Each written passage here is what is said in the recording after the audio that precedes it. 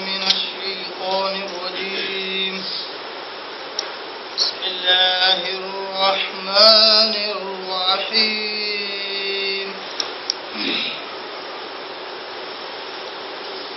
يا أيها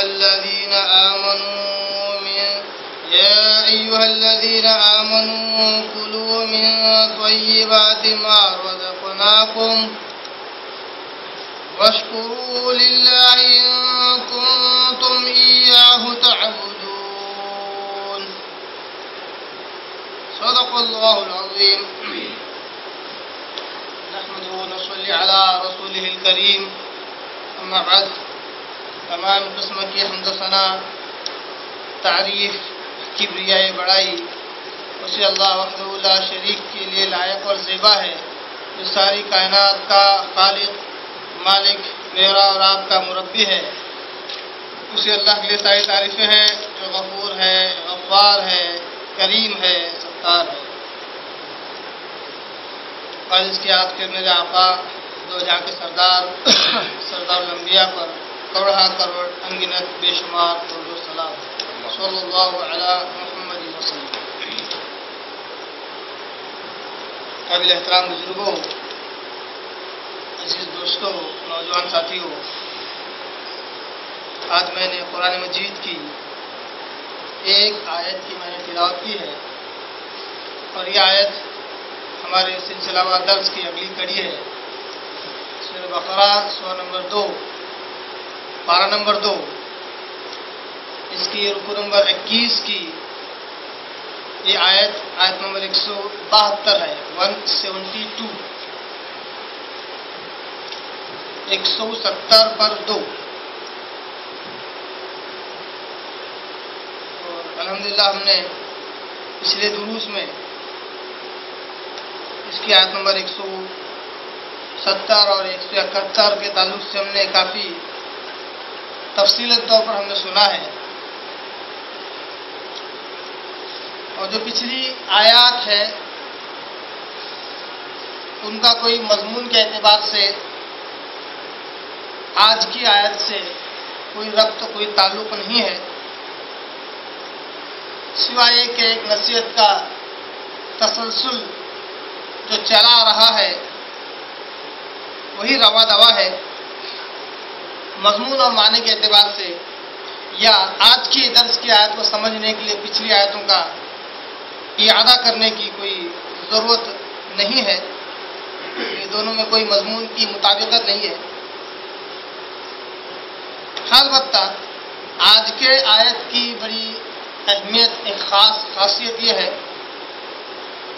کہ سورہ بقرہ سورہ نمبر 2 کی جو آیت نمبر 172 ہے، یہ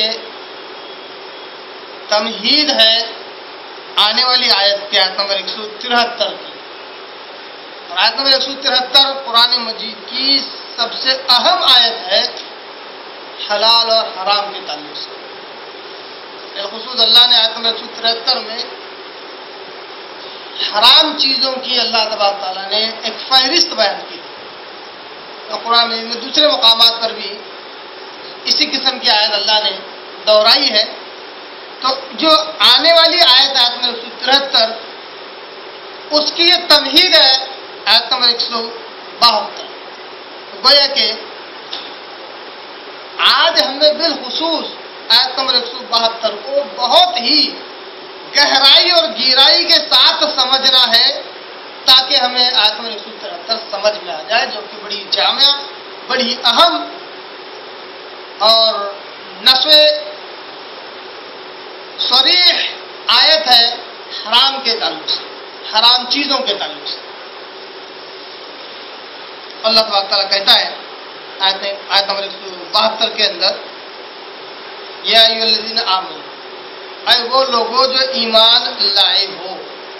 کہ اللہ تبارک تعالیٰ کی جو مخاطبت ہے اللہ تبارک تعالیٰ وہ ایمان والوں سے ہے کہ وہ لوگ جو ایمان لا چکے ہیں، اپنے رب پر ایمان لا چکے ہیں، اپنے رب کو مان چکے ہیں، اور جنہوں نے اپنے آپ کو مسلم کر لیا، اپنے آپ کو سرنڈر کر دیا اپنے رب کے حوالے کہ اللہ تو جو حکم دے وہ ہمارے سراغ پر، تو جس کو حلال کہے وہ حلال، تو جس کو حرام کہے وہ حرام۔ جنہوں نے اپنے آپ کو اپنے رب کے حوالے کیا، اللہ تعالیٰ ان سے مخاطب ہے۔ بڑی اہم بات ہے، حرام کا تذکرہ ہو رہا ہے اور اللہ تعالیٰ مخاطب ہے کن سے؟ ایمان والوں سے۔ ظاہر سی بات ہے، حلال اور حرام کی تمیز کرنے والے بھی یہ ایمان والے ہی ہوتے ہیں، مومن ہی ہوتے ہیں، مسلمان ہی ہوتے ہیں۔ اور جن کے پاس ایمان ہی نہیں ہے، جن کو رب کے احکامات کی کوئی تمیز ہی نہیں ہے، ان کے پاس حلال و حرام کی بھی تمیز نہیں ہوتی۔ یہی وجہ ہے کہ حرام چیزوں کی خوردنی غیر مسلموں میں زیادہ پائی جاتی ہے مسلمانوں کے مقابلے میں۔ مسلمان بھی حرام اشیاء کا استعمال کرتے ہیں، حرام چیزوں کو کھاتے ہیں، پہنتے ہیں، استعمال کرتے ہیں، مگر ان سے بدرجہ اولا غیر مسلموں میں ہمیں حرام کا استعمال ہمیں نظر آتا ہے۔ اسی لیے اللہ تعالیٰ مخاطبت بھی ایمان والوں سے کرتا ہے اور کہتا ہے یا ایھا الذین آمنوا، اے وہ لوگوں جو ایمان لائے۔ اس آیت کا جو انداز ہے وہ ہبہو اسی رکوع کے رکوع نمبر 21 کی جو سب سے پہلی آیت ہے، آیت نمبر 168 وہی انداز ہے اس آیت میں بھی۔ یا ایھا الذین آمنوا، اے ایمان والو، کلو اکل یاکل یعنی کھانا، کلو یہ حکمیہ جملہ ہے، کمانڈ سینٹینس ہے، آرڈر سینٹینس ہے۔ اے ایمان والو کھاؤ،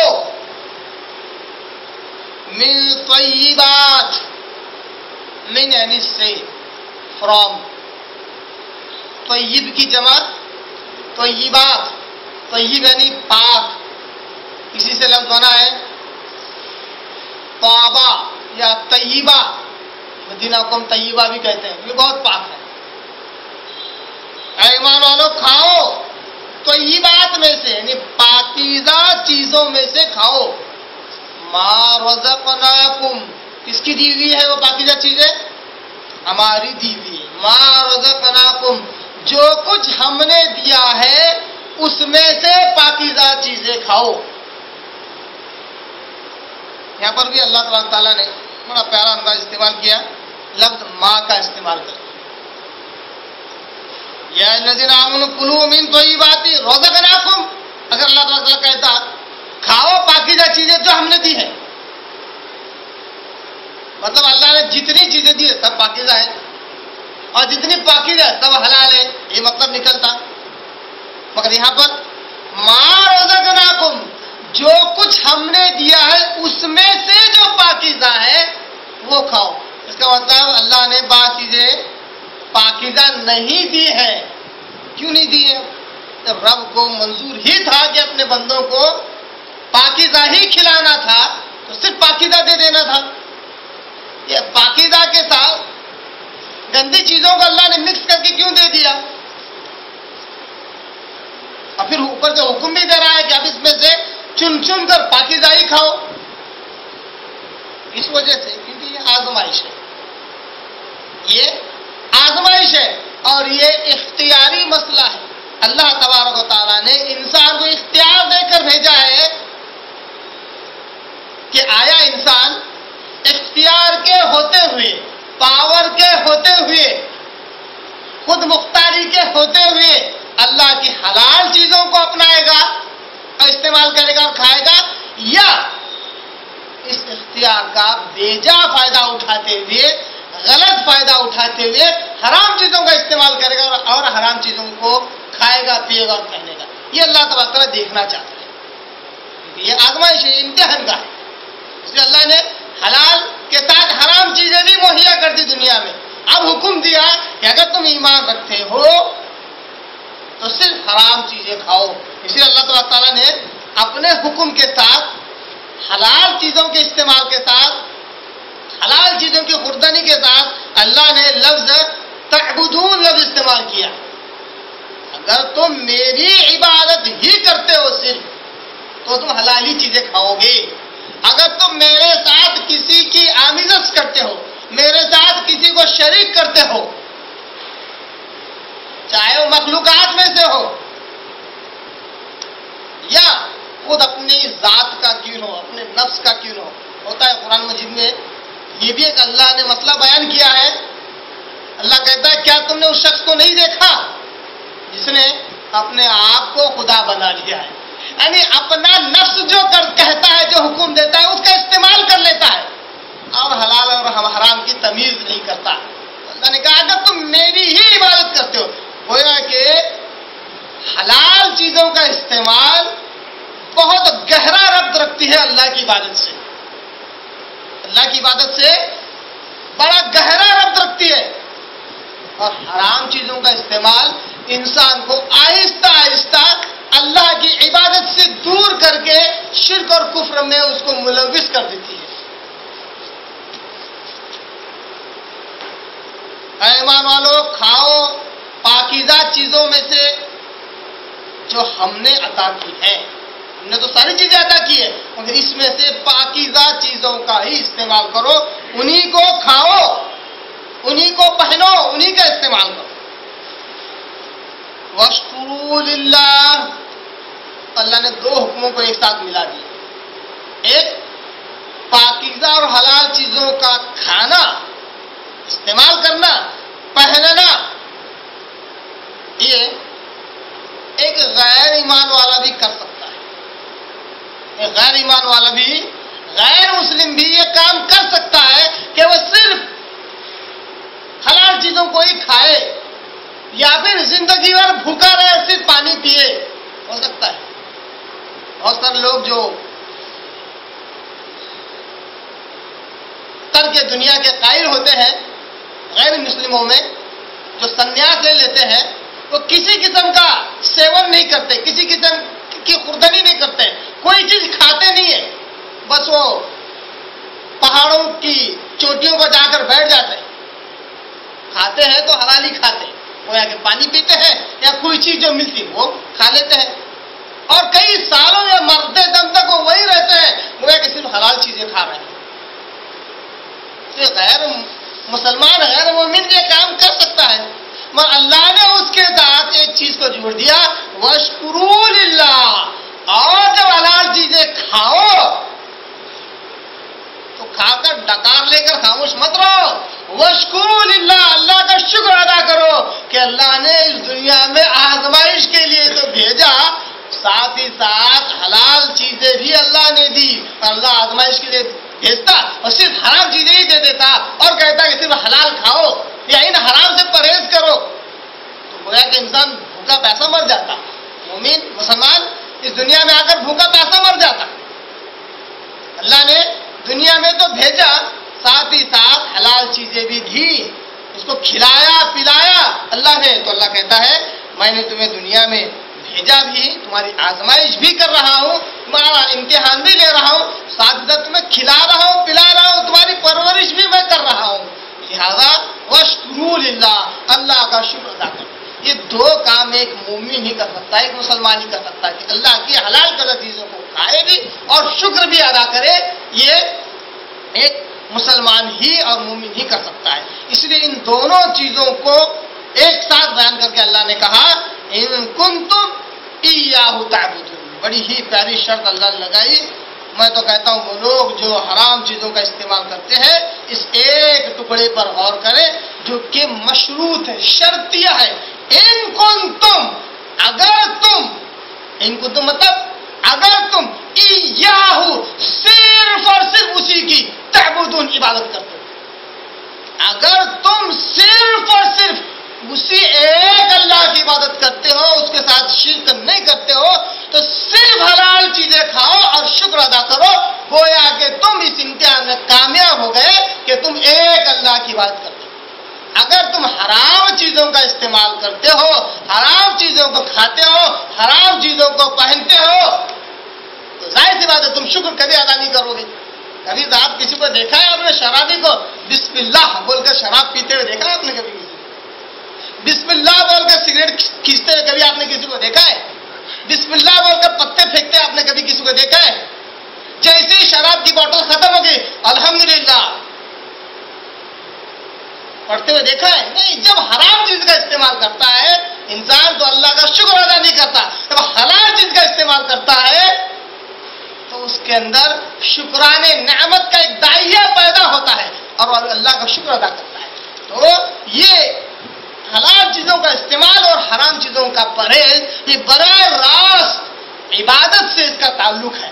براہ راست اللہ کی خالص عبادت سے اس کا بڑا گہرا تعلق ہے.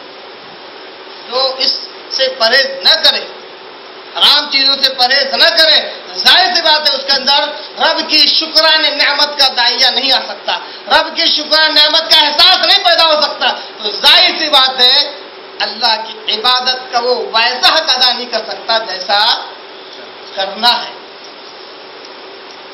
یا الذین آمنوا، ایمان والو، کھاؤ اس میں سے جو کچھ ہم نے تمہیں دیا ہے پاک چیزیں. واشکروا للہ، اللہ کا شکر بھی ادا کرو. ان کنتم ایاہ تعبدون، اگر تم صرف اسی کی عبادت کرتے ہو. میں جتنی بار اس آخری ٹکڑے کو پڑھ رہا ہوں بار بار ایسا لگ رہا ہے اور کچھ کھل جائے گا، اور کچھ راز و رموز کھل جائیں گے، اور کچھ ذہن میں آئے گا. کیونکہ اللہ نے شرط ہی ایسی لگائی حلال چیزوں کے ساتھ شکر ادا کرنے کے ساتھ عبادت کی شرط لگا دی. اللہ کی شرط لگائی.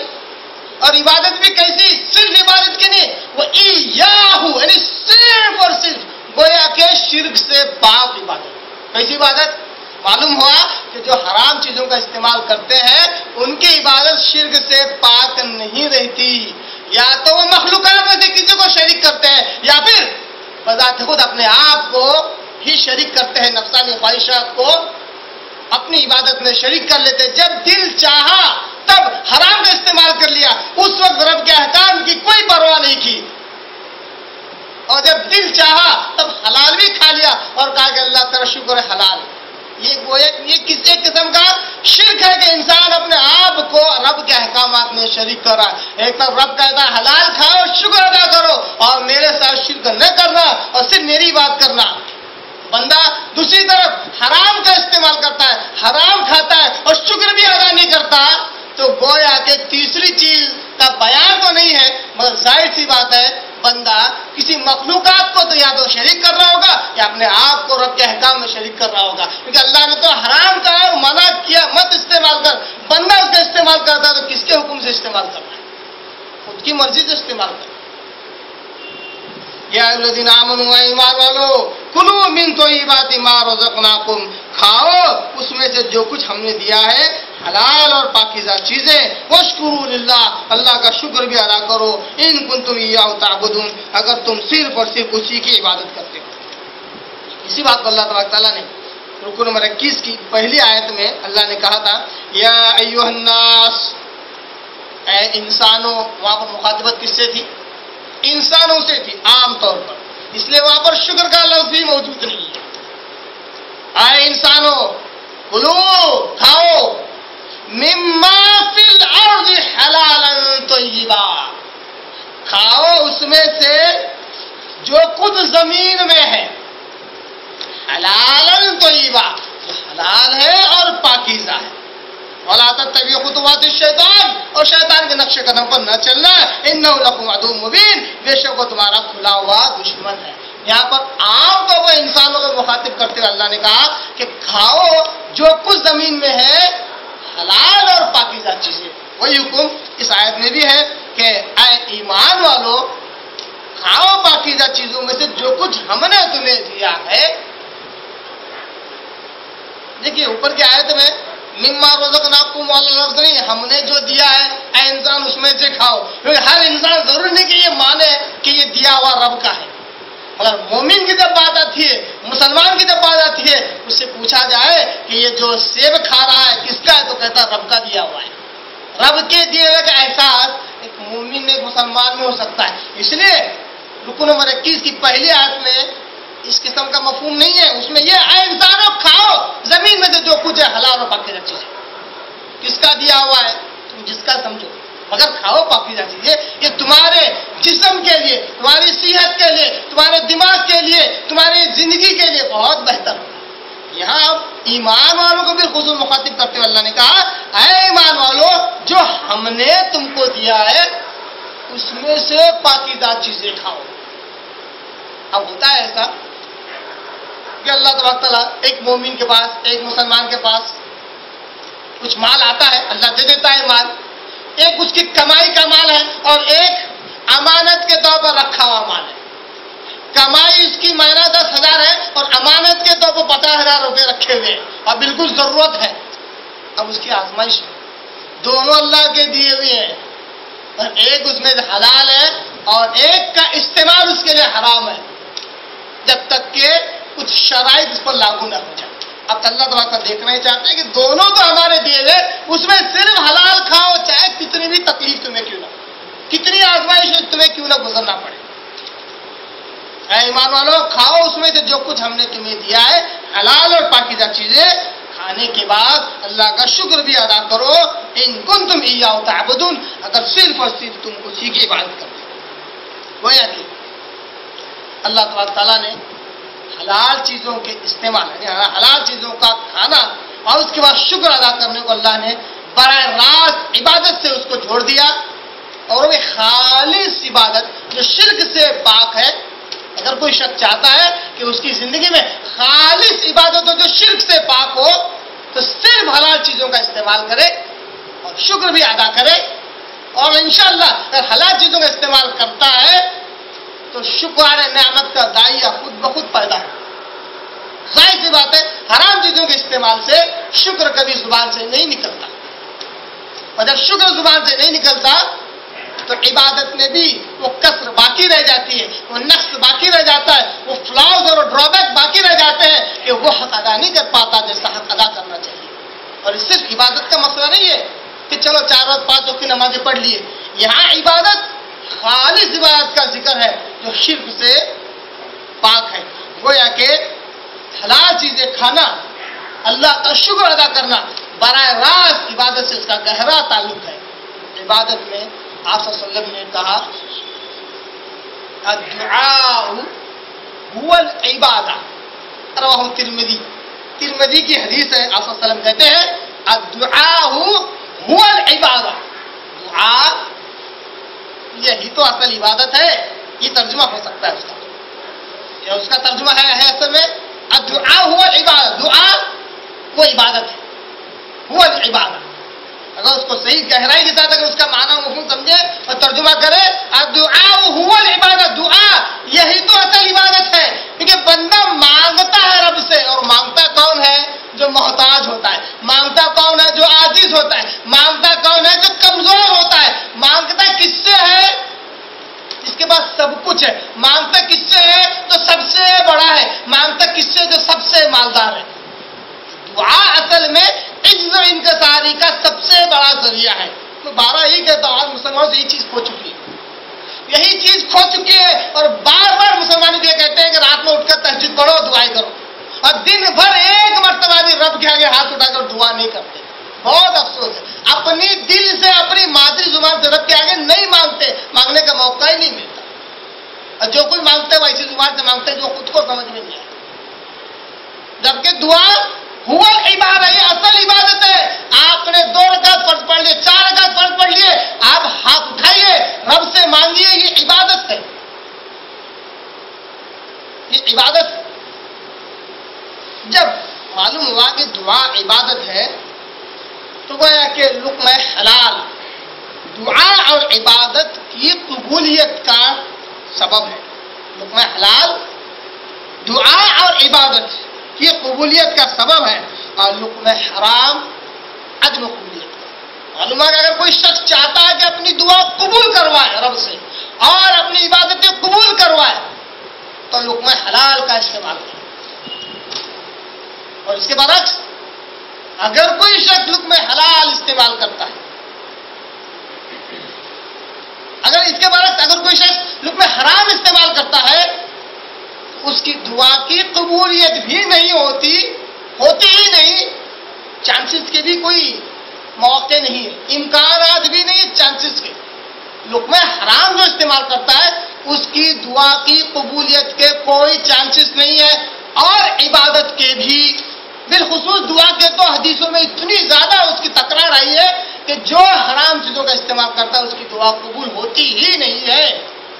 ہاں اگر کسی کو ایسا لگے کہ لقمہ حرام استعمال کرتا ہے، حرام چیزیں کھاتا ہے، حرام چیزیں پیتا ہے، پھر بھی کہتا ہے کہ میری کچھ دعائیں قبول ہوئی ہیں، تو وہ تقدیر کا میل ہے کہ تم نے دعا کی، تقدیر میں ہی پہلے سے لکھا ہوا تھا، تقدیر میں پہلے سے لکھا ہوا تھا، تم نے مانگ بھی لیا، اللہ نے دے بھی دیا۔ مگر مومن کی خاصیت اللہ نے یہ بتلائی، لا يرد القدر الا الدعاء، مومن کی دعا کی تاثیر ہے، لا يرد القدر الا الدعاء۔ مومن جب دعا کرتا ہے اپنے رب سے تو تقدیر کو کوئی چیز بدل نہیں سکتی، یہ اٹل بات ہے، مگر ایک چیز بدلتی ہے، وہ ہے دعا۔ یہ مومن ہے، یہ مومن کی دعا ہے۔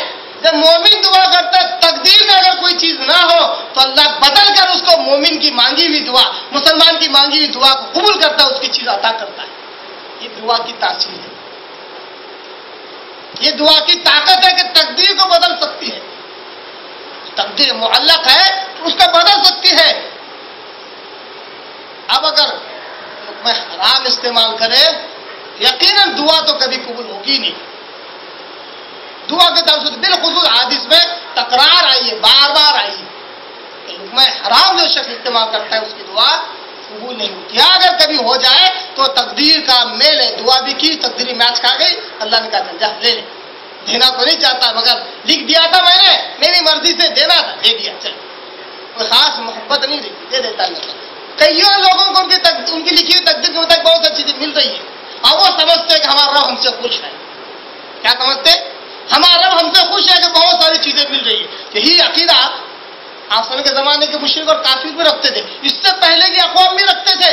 جب ان سے کہا جاتا ہے کہ دیکھو اللہ کے عذاب سے ڈرو، اللہ سے شرک نہ کرو، تو وہ کہتے تھے کہ تم غریب لوگ، انبیاء کو ان کے ماننے والے کہتے تھے تم محتاج و نادار لوگ، تم حق پر ہوتے، تمہارے پاس مال و دولت تو دنیا کی فراوانی ہوتی، تمہارے پاس تو نہیں ہے، ہمارے پاس دنیا کی فراوانی ہے۔ اس کا مطلب ہم صحیح ہے اور ہمارا رب ہم سے خوش ہے، تبھی تو سب کچھ ہمارے پاس ہے۔ اللہ اب راضی نہیں، اللہ نے لکھ دیا تھا، دے دے رہا، جاؤ دنیا میں عیش کر لو، آخر تو کچھ نہیں ملنے والا۔ گویا کہ لقمہ حلال دعا اور عبادت دونوں کی مقبولیت کا سبب ہے، لقمہ حرام دعا اور عبادت دونوں کی عدم مقبولیت کا سبب۔ ایک بڑی پیاری حدیث آتی ہے، میں انشاءاللہ اس کو عربی متن کے ساتھ آپ کے آگے رکھوں گا۔ یہ حدیث جو میں آپ کے آگے پڑھ کر سنا رہا ہوں حلال چیزوں کے تعلق سے ہے بالخصوص، اور اسی آیت کی آیت نمبر 172 کی تفسیر میں یہ حدیث آتی ہے۔ بہت سارے مفسرین نے اس حدیث کو لے کر آئے ہیں، اور اس حدیث کا جو حوالہ ہے وہ حوالہ میں آپ کے آگے رکھتا ہوں تاکہ حدیث کی اہمیت واضح ہو جائے۔ حوالہ اس لیے رکھ رہا ہوں تاکہ حدیث کی جامعیت، اس کی اہمیت واضح ہو جائے۔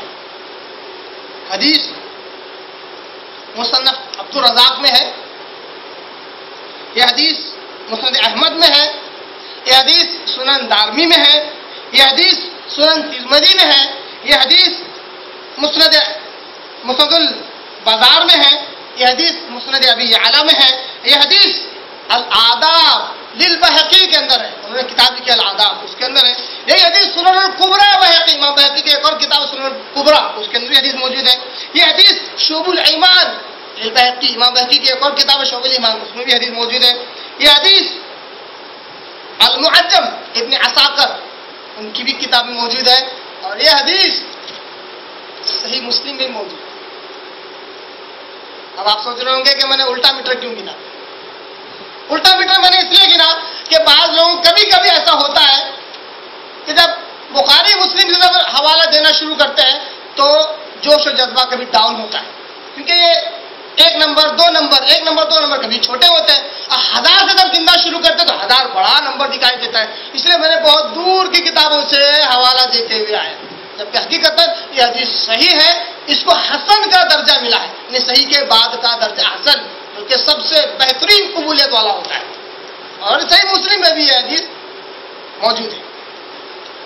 اب اتنے سارے حوالے اور حدیث ہی نہیں، آئیے حدیث دیکھ لیں، بڑی پیاری حدیث ہے۔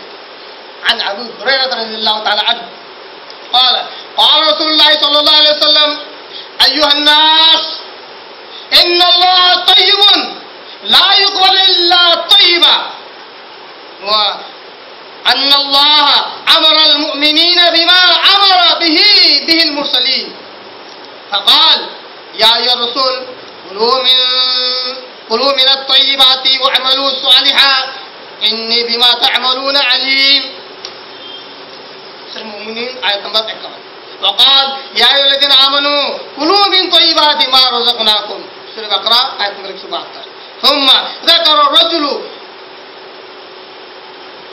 یطیل السفر اشعث اکبر یمد یدیہ الی السماء یا ربی مطعمه حرام ومشربه حرام وملبسه حرام وغذي بالحرام فإني يستجاب لذلك. یہ ہے حدیث کی وہ متن کے الفاظ. بڑی پیاری حدیث ہے. آپ صلی اللہ علیہ وسلم کہتے ہیں ابو ہریرہ رضی اللہ عنہ حدیث کے راوی آپ صلی اللہ علیہ وسلم نے کہا ایھا الناس اے انسانوں ان اللہ طیب. سن لو کہ اللہ بہت پاک ہے. ان اللہ طیب اللہ پاک ہے. لا يقبل الا طیبا نہیں قبول کرتا سوائے پاکیزہ چیزوں کے. کیا ہے یہ حدیث؟ کیا بتلانا چاہ رہی ہے؟ ہمیں کس بات پر آگاہ کرنا چاہ رہی ہے؟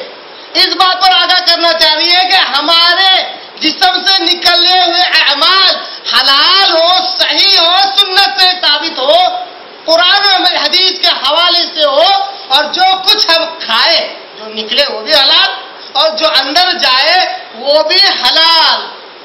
تو اللہ صرف حلال ہی چیزوں کو قبول کرتا ہے حرام چیزوں کو قبول نہیں کرتا.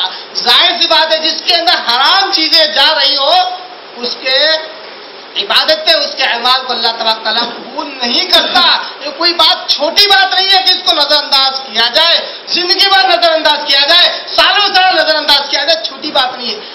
حرام چیزوں کا استعمال حرام چیزوں کا کھانا پینا یہ کوئی چھوٹی بات نہیں ہے. اللہ قبول ہی نہیں کرتا ہے. اور آگے آپ صلی اللہ علیہ وسلم کہتے ہیں وَإِنَّ اللَّهَ أَمَرَ الْمُؤْمِنِينَ بِمَا أَمَرَ بِهِ الْمُرْسَلِينَ. آپ صلی اللہ علیہ وسلم کہتے ہیں بے شک اللہ نے ایمان والوں کو وہ حکم دیا جو اپنے رسولوں کو اس نے حکم دیا تھا. وہ حکم دیا جو اپنے رسولوں کو دیا تھا. کیا حکم تھا وہ؟ فقال آپ صلی اللہ علیہ وسلم نے کہا یا ایھا الرسل کلوا من الطیبات واعملوا صالحا.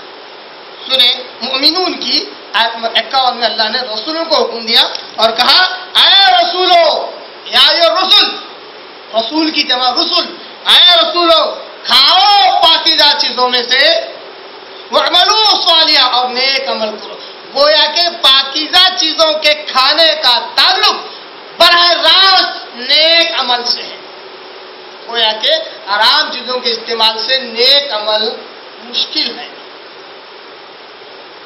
ہے یا جو عمل ظاہری طور پر ہم سمجھ رہے وہ نیک ہے اللہ کی نگاہ میں مقبول نہیں ہوتا. اللہ نے کہا اے رسولو کھاؤ پاکیزہ چیزوں میں سے اور نیک عمل کرو. انی بما تعملون علیم بے شک میں دیکھ رہا ہوں جو کچھ تم کر رہے ہو مجھے اس کا علم ہے. انی بما تعملون جو کچھ تم عمل کرتے ہو مجھے اس کا علم ہے. یہی حکم اللہ نے ایمان والوں کو بھی دیا. اسی آیت میں جو آج کے درس کی ہماری آیت ہے سورہ بقرہ سورہ نمبر 2 پارہ نمبر 2 رکن نمبر 21 کی آیت نمبر 172 یا ایھا الذین آمنوا کلوا من طیبات ما رزقناکم واشکروا للہ ان کنتم ایاہ تعبدون. اے ایمان والو کھاؤ پاکیزہ چیزوں میں سے جو کچھ ہم نے دیا ہے اور اللہ کا شکر ادا کرو اور اگر تم صرف اسی کی بات کرتے ہو. یہ حکم اور رسولوں کا سا حکم دونوں ایک جیسا. تو آپ صلی اللہ علیہ وسلم نے کہا کہ اللہ نے وہ حکم دیا ایمان والوں کو جو رسولوں کو دیا. گویا کہ ایمان والوں سے اللہ ایسی محبت کر رہے تھے رسولوں سے. رسولوں کی فکر اللہ کو جس طرح ہے ویسے ایمان والوں کی بھی فکر ہے کہ رسولوں کو حلال کا حکم دیا تو مومنوں کو بھی حلال کا حکم دیا اللہ نے. کہا کہ کھاؤ. میں جس طرح نہیں چاہتا کہ رسول ناکام ہو میں یہ بھی نہیں چاہتا کہ میرے ایمان والے بندے میرے پاس آنے کے بعد ناکام ہو فیل ہو جائے نامراد ہو جائے. میں یہ نہیں چاہتا. اس نے رسولوں کو جو حکم دیا وہ ایمان والوں کو حکم دیا. معلوم ہوا کہ اس کا بڑا گہرا رب عبادت سے، اس کا بڑا گہرا رب دعا سے، اس کا بڑا گہرا رب آخرت کے حساب کتاب سے بھی ہے. تبھی تو اللہ تعالیٰ دونوں کو ایک جیسا حکم دے رہا ہے. پھر آگے حدیث بڑھتی ہے، بڑی اہم حدیث ہے. بڑا اہم ٹکڑا ہے. آپ صلی اللہ علیہ وسلم کہتے ہیں ثم ذکر الرجل، پھر آپ صلی اللہ علیہ وسلم نے ایک شخص کا ذکر کیا، یطیل السفر، جو خوب لمبا سفر اختیار کیے ہوئے، بہت لمبا سفر کر رہا ہے. اشعث اغبر، سفر کی وجہ سے اس کی حالت خراب ہو گئی ہے، بال بکھرے ہوئے ہیں، کپڑے خراب ہو گئے، گندے ہو گئے، مالا کچیلا ہو گیا، بہت دور تک سفر کیا ہوا.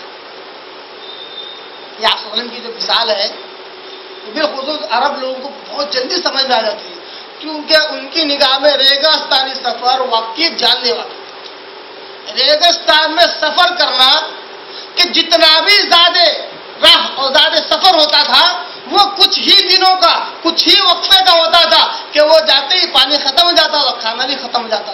اب جو کچھ ہوتا تھا مسافر قدرت کے حوالے ہوتا. پانی ملا تو قسمت، کھانا ملا تو قسمت، اور راستے میں مر جاتا.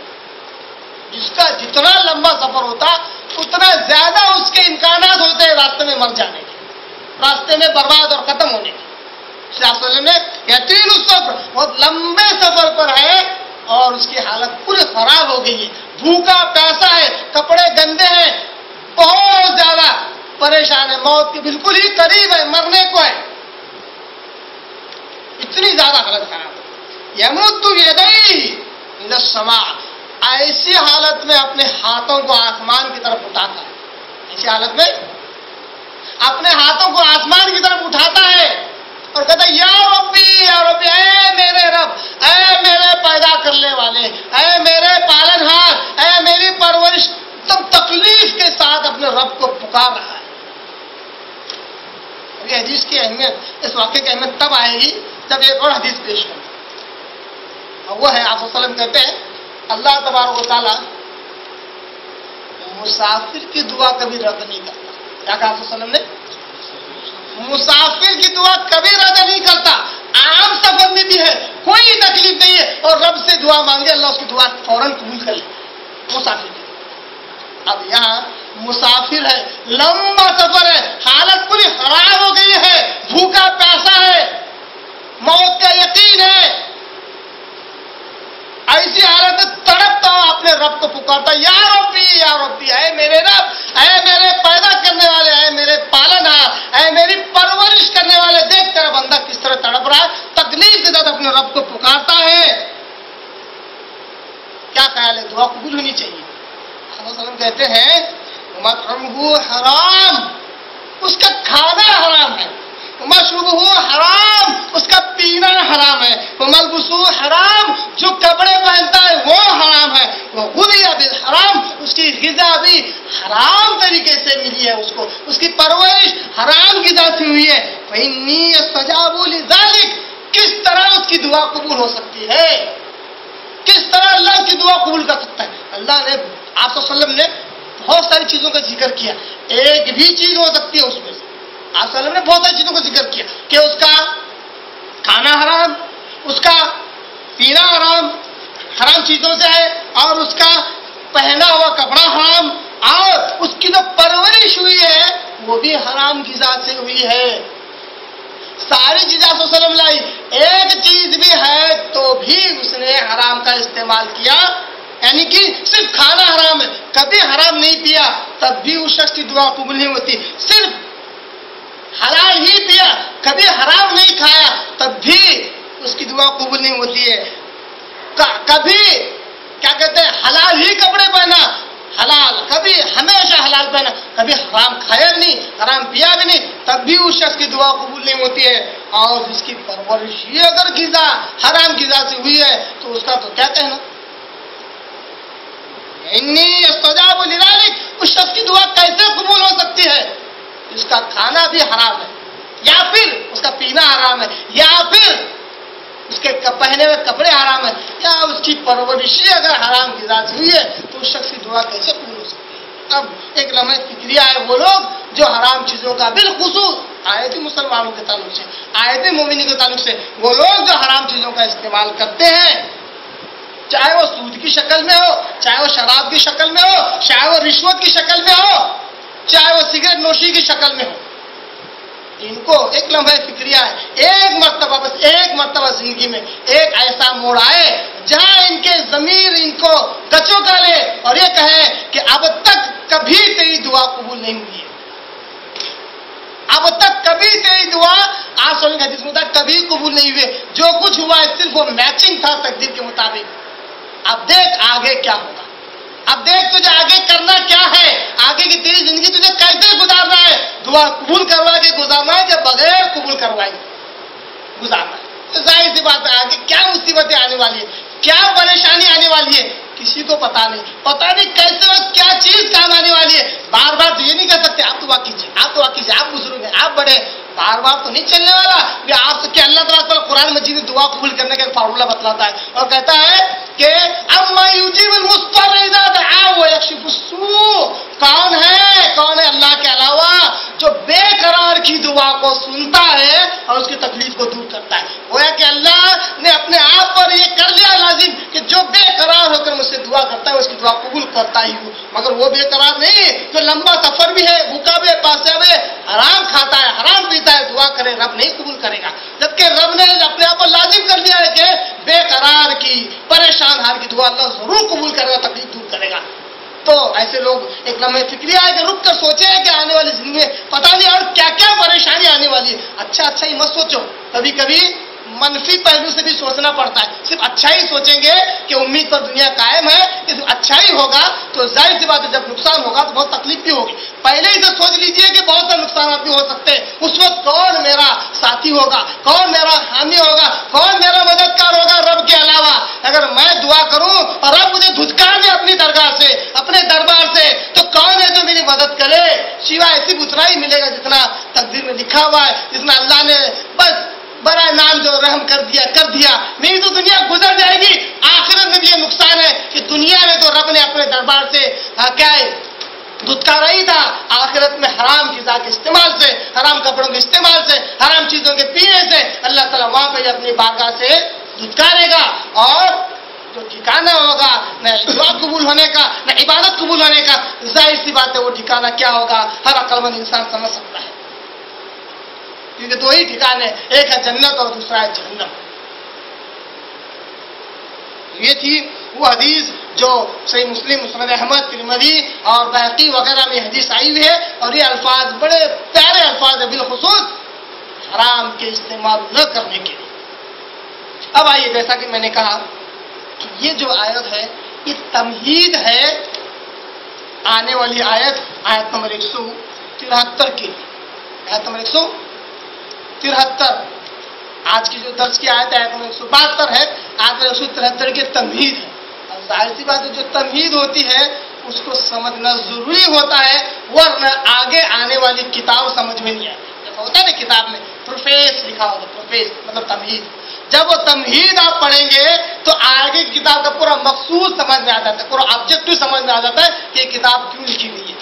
یہ آیت تمہید ہے آنے والی آیت کی. تو گویا کہ اس آیت کا یہاں پر سمجھنا بہت ضروری ہے.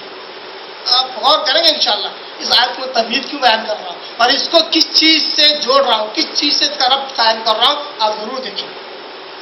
آیت نمبر 172 یہ تمہید ہے آیت نمبر 173 کی، جس میں حرام چیزوں کی اللہ نے پہلے سے بیان کی ہے. اب یہ تمہید کیسے ہے؟ ذکر ہے حلال کا. اس کا ذکر ہے حلال چیزوں کا اللہ نے ذکر کیا اور ایمان والوں کا کہ میری دی ہوئی چیزوں میں سے حلال ہی چیزیں کھاؤ، حلال ہی چیزیں کھاؤ.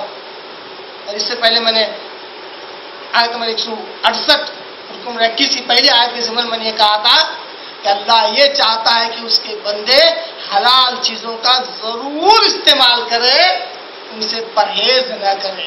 اور شیطان کبھی یہ نہیں کوشش کرتا کہ انسان کو حرام چیز حلال کہہ کر کھلائے. شیطان اس بات کبھی کوشش نہیں کرتا. شیطان اپنی پوری طاقت، پوری کاوشیں، پوری کوشش اس بات پر لگا دیتا ہے کہ ایک انسان، ایک مومن، ایک مسلمان حلال چیز کو حرام کی طرح یا حرام سمجھ کر چھوڑ دے. اس میں بہت بڑی کامیابی ہے. اللہ ایمان والوں سے کہتا ہے کہ جو چیزیں میں نے دی ہیں وہ حلال ہیں، ان کرو، ان سے مت بچو جس طرح مشرکین بچا کرتے تھے. مشرکین پرہیز کرتے تھے، ان کو حرام سمجھ کر چھوڑ دیتے تھے. اس میں یہ حکم ہے. کیا حکم ہے؟ حلال کھاؤ، ان سے پرہیز مت کرو، ان سے بھاگو مت، ان کو حرام کہہ کر اپنے آپ پر حرام مت کرو، جو حلال ہے انہیں ضرور کھاؤ. اس بات کو سمجھنے کے لیے ہم چلتے سورہ انعام سورہ نمبر 6 کی طرف. سورہ انعام سورہ نمبر 6 پارہ نمبر 7 کی آیت نمبر 135 کی طرف ہم چلتے ہیں. 136 کی طرف، 136 کی طرف. اس میں اللہ تبارک تعالیٰ نے آپ صلی اللہ علیہ وسلم کے زمانے کے مشرکین کا تذکرہ کیا ہے، آپ صلی اللہ علیہ وسلم کے زمانے کے کافروں کا تذکرہ کیا ہے جو اللہ کو اللہ کے نام کے ساتھ جانتے تھے، اللہ کی عبادت کرنے کے بھی وہ قائل تھے کہ کرنا چاہیے، مگر ساتھ ہی ساتھ مخلوقات میں سے اپنے سے جس کو چاہتے تھے وہ اس کو رب کے ساتھ انہوں نے شریک کر لیا تھا.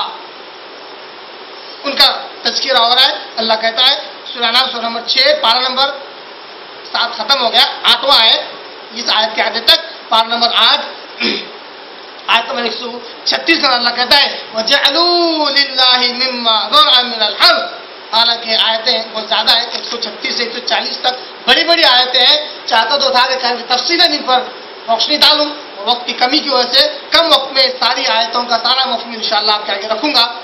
اللہ کہتا ہے وَجَعَلُوا لِلَّهِ مِمَّا ذَرَأَ مِنَ الْحَرْثِ وَالْأَنْعَامِ نَصِيبًا.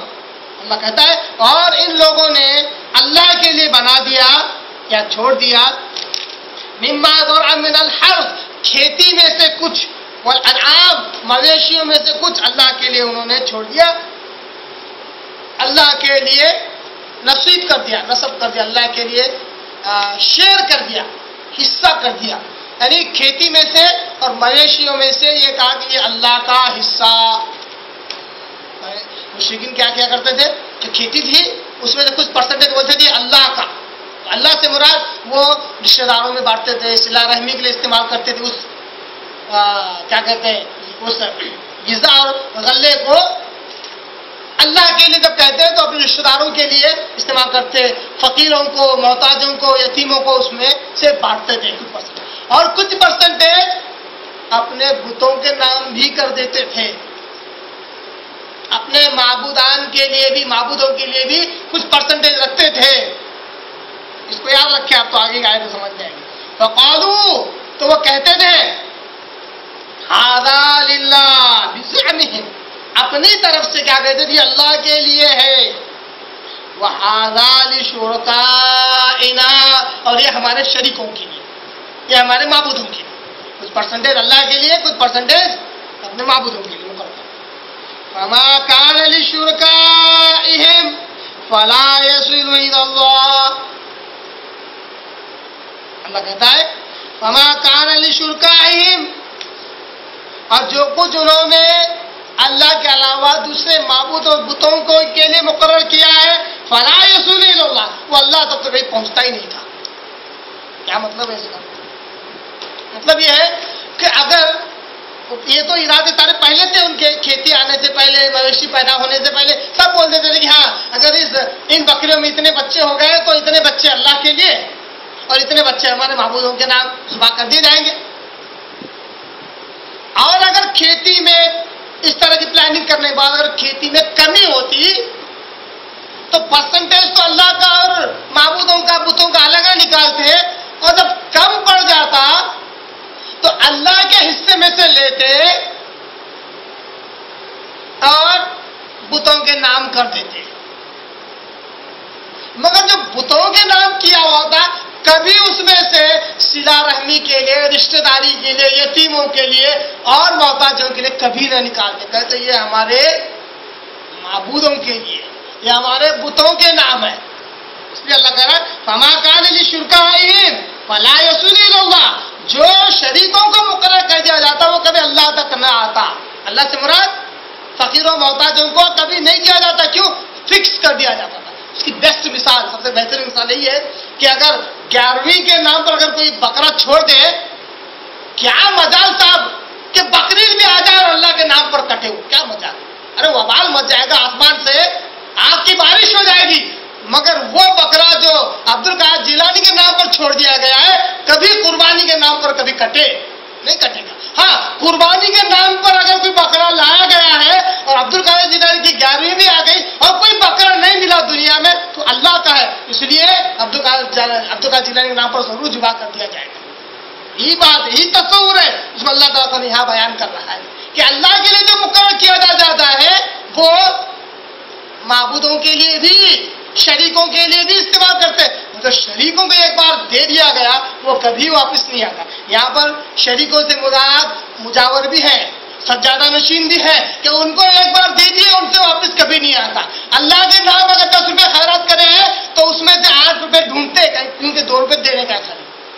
اللہ کے لیے جو صدقہ خیرات کرتے اس میں سے چن کے نکال لیتے، مگر مجاور کی چندہ پیٹی میں 10 روپے چلے گئے، وہ 10 روپے واپس کبھی نہیں کرتے۔ ایک بار مٹھائی کا ڈبہ پیش کر دیا بابا کے دربار میں، کبھی اس میں سے ایک لڈو بھی واپس نہیں آتا ہے۔ اسی طرح ایک ناریل اگر لے کر چلے گئے، جیسا کہ اورنگ آباد کے قریب ایک درگاہ کے تعلق سے مشہور ہے، ایک ناریل لے کر چلے گئے، کیا مجال اس میں سے ایک حصہ واپس آئے، جیسے آئیں گے جیپ پلٹ جائے گی، گاڑی پلٹ جائے گی، سب کے سب تباہ برباد، اس میں سے کبھی واپس نہیں آتا۔ اللہ کے نام 10 ناریل پھوڑ دو، سب کے سب دوسروں کے نام جا سکتے ہیں، باباؤں کے نام پر جا سکتے ہیں، اولیاء اللہ کے نام پر جا سکتے ہیں، اولیاء اللہ کے نام تک کیا ہوا کبھی اللہ کے نام نہیں آتا۔ وہی بات اللہ تعالیٰ کہہ رہا ہے، فما کان لشرکائہم فلا یصل الی اللہ، جو شریکوں کے نام کیا جاتا ہے وہ کبھی اللہ تک نہیں آتا۔ وما کان للہ فهو یصل الی شرکائہم، اور جو اللہ کے نام کیا ہوا ہوتا ہے وہ تو شریکوں تک تو پہنچ جاتا ہے۔ ساء ما یحکمون، ساء ما یحکمون، کیا برا فیصلہ ہے یہ۔ کرنا تھا تو دونوں میں انصاف کا معاملہ کرنا تھا، کتنا برا فیصلہ ہے یہ۔ اللہ کے نام کیا ہوا شریکوں کو پہنچ جاتا ہے، اور شریکوں کے نام ایک بار کر دیا گیا دیٹس اے فکسڈ ڈپازٹ، وہ کبھی ادھر نہیں آتا۔ آیت نمبر 136 ختم ہوئی، وَكَذَلِكَ زَيَّنَ لِكَثِيرٍ مِّنَ الْمُشْرِكِينَ، اس سے اللہ تعالیٰ نے مزین کر دیا مشرکوں کے ایسے اعمال، اس میں بالخصوص قتل اولادہم شرکاءہم، بالخصوص اولاد کا قتل کرنا، یہ شیطان نے مزین کر دیا مشرکوں کی نگاہ میں ان کے اس عمل کو، لِيُرْدُوهُمْ وَلِيَلْبِسُوا عَلَيْهِمْ دِينَهُمْ، اور شریکوں کے تعلق سے جو کچھ انہوں نے بنایا، جو کچھ انہوں نے طور طریقہ بنایا، اس کو اپنا دین سمجھتے ہیں اور کہتے ہیں وَلَوْ شَاءَ اللَّهُ، اور اللہ چاہتا مَا فَعَلُوهُ، تو ہم ایسا شرک کبھی نہ کرتے۔ اللہ چاہتا تو ہم شرک، آج دیکھیے یہی جملہ آپ مشرکین بھی کہتے ہیں، انہیں ہم بولیں گے دیکھیے بھائی درگاہوں میں جا کر سجدہ کرنا شرک ہے۔ اگر یہ شرک ہے تو کبیرہ گناہ ہے، سب سے بڑا گناہ ہے، اس کو اللہ معاف نہیں کرتا۔ ایسا ہوتا تو اللہ ہم کو روک لیتا تھا، کیوں نہیں روکا؟ مطلب یہ صحیح ہے، وہی بات اللہ یہاں کہہ رہا ہے وَلَوْ شَاءَ اللَّهُ، مشرکین کہتے ہیں کہ اللہ چاہتا مَا فَعَلُوهُ، ہم یہ کام کبھی نہ کرتے۔ اللہ کیوں روکے گا؟ اللہ نے اختیار دے کے بھیجا ہے، تھوڑی دیر پہلے یہ مسئلہ بیان کیا، اللہ نے اختیار دے کے بھیجا ہے۔ اللہ چاہے تو جبرن تمہاری آنکھیں سلب کر لے، تمہارے ہاتھ روک دے، تمہیں چلنے پر تمہارے پیر زمین میں گڑ جائے، اس طرح اللہ شرک سے روک دے تو آزمائش کہاں ہوئی؟ امتحان کہاں ہوا؟ سب کچھ روک دیا جائے تو امتحان کہاں ہوا؟ اللہ یہی دیکھنا چاہتا ہے کہ سارے اختیار کے بعد انسان کیا کرتا ہے، توحید کو اپناتا ہے کہ شرک کو اپناتا ہے۔ وَذَرْهُمْ، اللہ کہتا ہے کہ چھوڑ دو انہیں، وَمَا يَفْتُرُونَ، جو کچھ افترا باندھ رہے ہیں، بہتان باندھ رہے، چھوڑ دو انہیں۔ آیت نمبر 137 ختم ہو گئی، 138 میں اللہ کہتا ہے وَقَالُوا هَٰذِهِ أَنْعَامٌ وَحَرَثٌ حِجْرٌ، 3 قسم کے حصے کرتے تھے مشرکین، کہتے ہیں کہ یہ وہ مویشی ہیں اور یہ وہ کھیتیاں ہیں جو منع ہے ہمارے لیے، ہم استعمال نہیں کر سکتے۔ کچھ مویشی اور کچھ کھیتی کا کچھ حصہ منع تھا، اس کو استعمال ہی نہیں کرتے تھے، کیونکہ وہ بتوں کے نام کر دی جاتے تھے، مجاوروں اور سجادہ نشینوں کے نام کر دیتے تھے، اس میں سے کبھی لیتے نہیں تھے، وہ حرام سمجھتے تھے، جبکہ وہ حلال تھا، ہے نا۔ آیت کیا ہے؟ اللہ کی حلال کردہ چیزوں کو کھاؤ۔ ارے حلال تھی، اس کو کسی کے نام کر دیا اور اس کو حرام کر دیا، کبھی نہیں کھاتے تھے، کبھی نہیں کھاتے۔ اس طرح آج مسلمانوں میں بھی ایک عید ہے، عید کا نام دیتے ہیں مردوں کی عید، اس میں میٹھا وغیرہ رکھ دیتے صرف مردوں کے لیے، اب بولتے رات میں آئیں گے مردے کھا کر چلے جائیں گے، نہیں کھاتے کوئی، نہیں کھاتے، حرام ہے وہ۔ اب کون آ کر کھائے گا؟ جنات شیاطین آ کر کھائیں گے، مرا ہوا تو آتا نہیں انسان اسلام کے مطابق، تو اللہ کہتا ہے کہ مشرکین کہتے ہیں کہ یہ جانور اور یہ کھیتیاں ہم پر حرام ہے، حجر منع ہے ہمارے لیے، مطلب بتوں کے اور مجاوروں کے نام کرنا، ایک قسم کا تھا حرام، حلال کو حرام کرنا۔ دوسرا لا يطعمها الا من نشاء بزعمهم، اس میں سے کوئی نہیں کھاتا، کچھ نہیں کھاتا مگر جس کو ہم چاہیں، بزعمهم ان کے مطابق ایسا تھا، مطلب اس کو اگر کسی مجاور بتوں کے نام وغیرہ کر ڈالتے تو ان کے مجاور کہتے تھے اس میں سے کوئی نہیں کھائے گا مگر ہم جس کو کہیں، ہم جس کو یعنی اس میں سے کوئی چیز پلٹا کر دے دیں مجاور صاحب، شجاع نشین صاحب، تو وہ کھا سکتے ہیں۔ اس لیے وہ کیا پلٹا کے دیتے؟ گلاب کی پتیاں، جلی ہوئی راکھ، دھون، گندا پانی، لو یہ تمہارے نام کا ہے، اور لڈو اور کیا کہتے ہیں مٹھائیاں اور جو کچھ ہے وہ ہمارے نام کا ہے، پیسے اور جو کچھ ہے وہ ہمارے نام کا ہے، یہ ہمارے رکھو، اور گلاب کی سوکھی پتیاں یا کچھ تازی پتیاں اور دھون اور پانی یہ تمہارے نام کا ہے، بوتل میں بھر کے لے کے جاؤ، سالوں سال رکھو، پہلے سے یا دھونے کے بعد تو سڑ چکا ہے اور سالوں سال رکھو اور تھوڑا سڑے گا، ان کو استعمال کرو، یہ اگر دے دے تو یہ حلال ہے، یہ حلال ہو جائے گا۔ لا یطعمها، اس کو کوئی نہیں کھا سکتا مگر جس کو ہم اجازت دے دیں، زعمہم، اللہ کہتا ہے یہ ان کے مطابق ہے، یہ انہوں نے ایسا دین بنا لیا۔ وانعام حرمت ظہورها، اور کچھ مویشی تھے جن کے بارے میں کہتے تھے کہ ان کی پیٹیں حرام ہے، مطلب ان پر بار برداری نہیں ہو سکتی، ان پر نقل حمل نہیں ہو سکتا۔ وانعام لا یذکرون اسم اللہ علیہا، اور کچھ تو مشرکین ایسے بھی جانور تھے جس پر اللہ کا نام ہی نہیں لیتے، حرام تھا، اللہ کا نام ہی نہیں دیتے تھے، افتراء علیہ، اور بڑا بہتان باندھتے ہیں ایسے معاملے میں۔ یجزیہم بما کانوا یفترون، میں ضرور انہیں بدلہ دوں گا، جو کچھ یہ کر رہے ضرور ان کے ایسے بے ڈھنگے دین کا میں بدلہ ضرور دوں گا، میں جو کچھ افتراء اللہ پر باندھ رہے ہیں، حلال کو حرام کہہ رہے ہیں، اس کا بدلہ میں ضرور دوں گا۔ وقالوا ما فی بطون هذه الانعام خالصۃ لذکورنا، یہ مسئلہ میں بارہا آپ کے آگے سے پہلے بیان کر چکا ہوں کہ مشرکین کہتے ہیں کہ جو کچھ ان مویشیوں کے پیٹوں میں ہے یہ صرف مردوں کے لیے، اور محرم علی ازواجنا، اور حرام ہے ہماری عورتوں پر، خود سے حلال کو حرام کر رہے ہیں۔ وَإِن يَكُن مَيْتَةً، اگر وہ مردہ پیدا ہوا، فَهُمْ فِيهِ شُرَكَاءُ، تو اس میں ہم سب شریک ہیں، سب لوگ مرد اور عورت سب کھا سکتے ہیں، جب تک پیٹ میں ہے، زندہ نکلا تو صرف مرد کھائیں گے اور مردہ نکلا تو مرد اور عورتیں دونوں کھائیں گے، خود سے حرام و حلال تجویز کر رہے ہیں۔ اللہ کہتا ہے سَيَجْزِيهِمْ وَصْفَهُمْ، اللہ ان کے ایسے افتراء، ایسی باتوں کے تعلق سے اللہ انہیں ضرور بدلا دے گا، انہ حکیم علیم، بے شک اللہ بڑا حکمت والا اور علم والا ہے۔ یہ آیتوں کو مد نظر رکھے آگے آنے والی آیت کے تعلق سے، یہ تمہید ہے۔ اللہ سے دعا کرنا کہ اللہ تعالیٰ قرآن کو سننے سمجھنے اس پر عمل کرنے توفیق عطا فرمائے۔ اللہ تعالیٰ اپنے فضل و کرم سے اپنے رحم سے ہماری بدعقیدگی کو قرآن کی برکت سے دور کرے، ہمارے دلوں کے ہمارے اعمالوں کے اندر بھرے ہوئے شرک اور کفر کو اللہ تعالیٰ قرآن کی برکت سے دور کرے۔ وآخر دعوانا ان الحمد للہ رب العالمین۔